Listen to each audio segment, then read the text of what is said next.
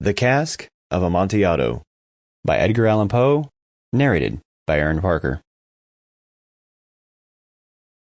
The 1,000 injuries of Fortunato I had borne as I best could, but when he ventured upon insult, I vowed revenge.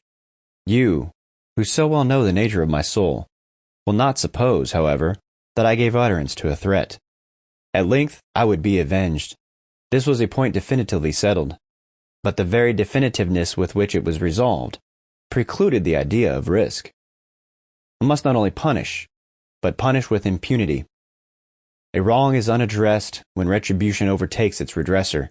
It is equally unredressed when the avenger fails to make himself felt as such to whom has done the wrong.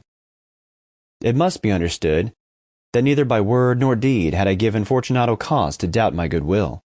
I continued, as was my wont, to smile in his face, and he did not perceive that my smile now was at the thought of his immolation.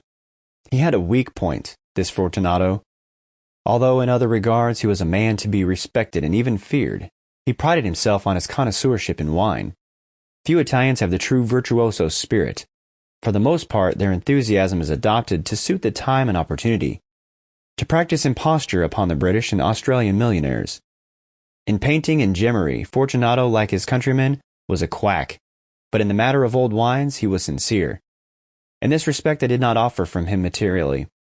I was skillful in the Italian vintages myself, and bought largely whenever I could.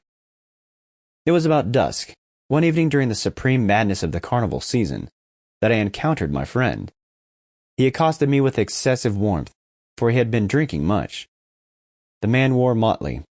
He had on a tight-fitting, party-striped dress, and his head was surmounted by the conical cap and bells. I was so pleased to see him that I thought I should never have done wringing his hand, and I said to him, "My dear Fortunato, you are luckily met. How remarkably well you are looking today. But I have received a pipe of what passes for Amontillado, and I have my doubts." "How?" he said. "Amontillado? The pipe? Impossible! And in the middle of the carnival?" "I have my doubts," I replied. "And I was silly enough to pay the full Amontillado price without consulting you in the matter.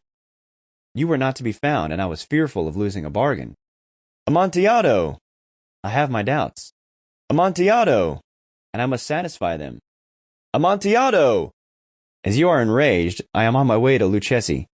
If anyone has a crucial turn, it is he. He will tell me. Lucchesi cannot tell Amontillado from sherry. And yet some fools will have it that his taste is a match for your own. Come, let us go." Sample complete. Ready to continue?